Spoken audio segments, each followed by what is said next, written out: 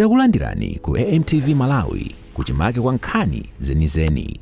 Ngati nkhani imeneyo kuno kulibe, dziwani kuti nkhani imeneyo ndi yabodza. Amalawi azanga, mwachisomo cha Mulungu lero tafikanso pa Christmas. Nthawi ya Christmas ngati imeneyi mwina yakupezani muli wathanzi, muli pa ntchito, mutadya bwino, komanso muli ndi abwenzi ndi abale wokuzungulirani amene akufunirani zabwino ndi kusangalatsani.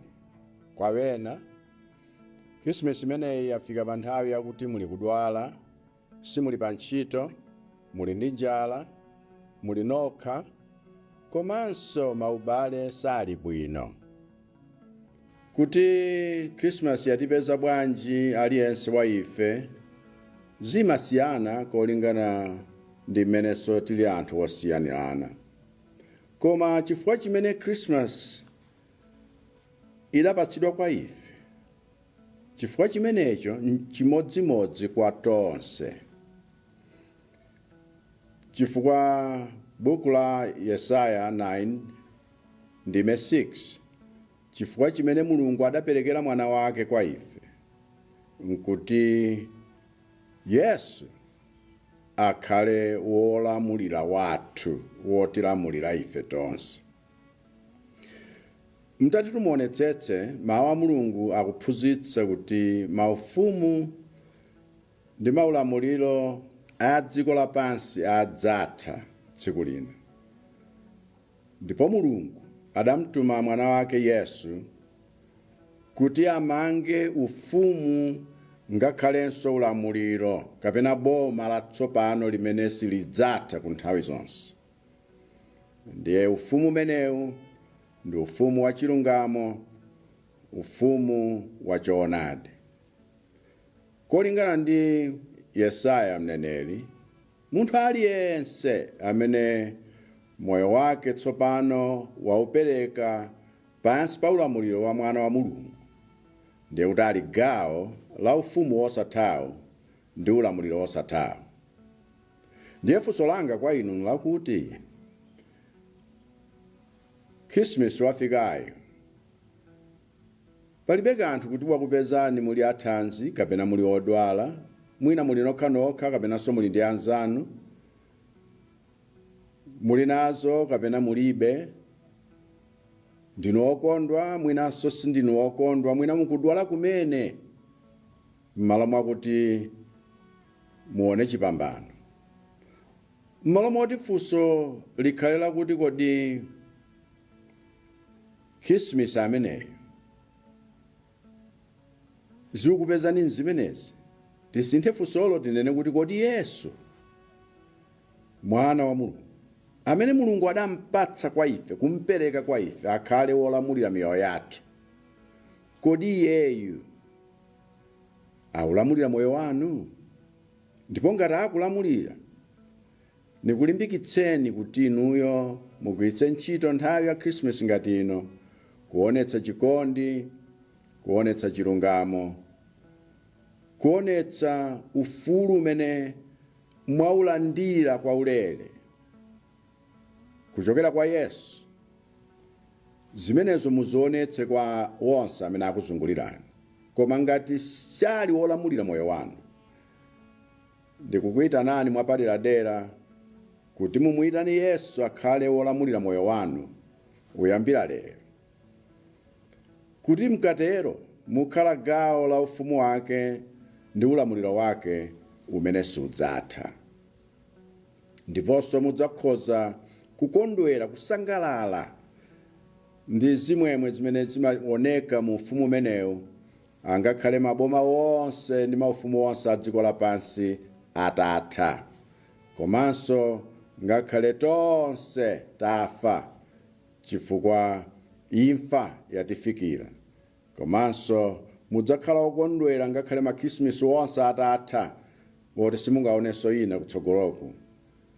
Chimene muyenera kuchita nkungovomereza kuti Yesu mukhale wolamulira moyo wanga. Yesu mundikhululukire zonse zimene ndachita mzaka zonsezi ndi njira zonse zimene ndatsatira zimene sizili zoyenera, chifukwa ufumu wa Mulungu si ufumu wa mdima ndi uchimo ayi.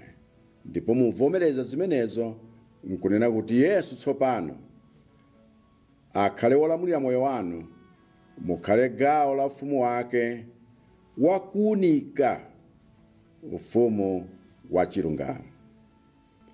Perekani moyo wanu kwa Yesu, kumpempha kuti akhale wolamulira moyo wanu, chifukwa Yesu ndiye khayo amene kubadwa kwake kudali kwakuti adzafe imfa imene inuyo ngakhale ineyo ndiyenera kufa. Adabadwa kuti tikhale ife ndi moyo wosatha umene iyeyo amapereka. Ine ndiye ndikhoza kuchitira umboni kuti ndapereka moyo wanga kwa Yesu, ndipo ichi nchinthu chimene mukhoza kuchita pa moyo wanu choposa china chilichonse, chifukwa ngakhale ndine presidenti amene ndi wolamulira dziko kapena ndine wamkulu wa boma la Malawi, palibe chimene ndingachite kapena chimene ndingakhale nacho chimene ukhoza kuchiyerekeza mpang'ono pomwe mtengo wake ndi mphatso imene Yesu adanipatsa ine. Tsiku ilo ndapereka moyo wanga ndili ku secondary school kumtendere kuti Yesu akhale wolamulira moyo wanga. Ndipo mphero langa nlakuti inunso zisakusempheni, zisakuphonyeni, mphatso ya mtundu umenewo isakupitirireni. Chifukwa ndikufunirani Christmas yopambana. We'll perish one day, but that God sent his son Jesus here to build a new kingdom and a new government that will last forever. A kingdom and government of justice and righteousness. And according to Isaiah the prophet, every person whose life is ruled by God's Son is part of that eternal kingdom and government. So my question to you this Christmas is not whether Christmas has found you healthy or sick, alone or together, full or empty, sad or happy, suffering or prospering. Instead, my question to you this Christmas is whether Jesus, the Son whom God has given unto us, is the ruler of your life. If he is, then I encourage you to use this Christmas to show the love, justice, and righteousness you have freely received from Jesus to those around you.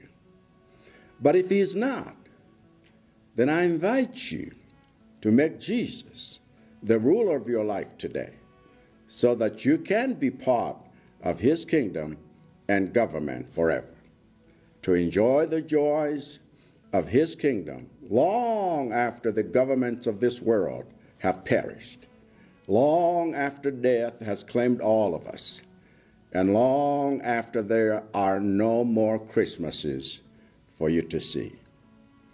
All you have to do is surrender.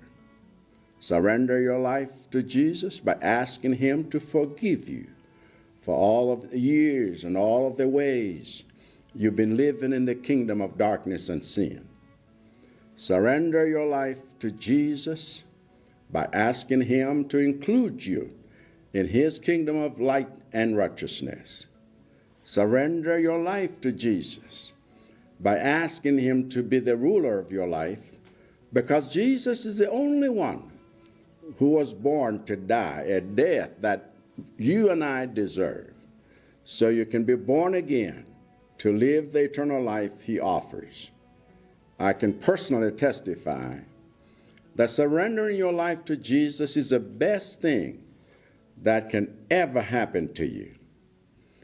Even though I am the president, head of state, head of government for the Republic of Malawi, nothing I do or have in this world will ever compare in value to the precious gift that Jesus gave me on that day at Mtendere Secondary School when I surrendered my life to Him and asked Him to be the ruler of my life.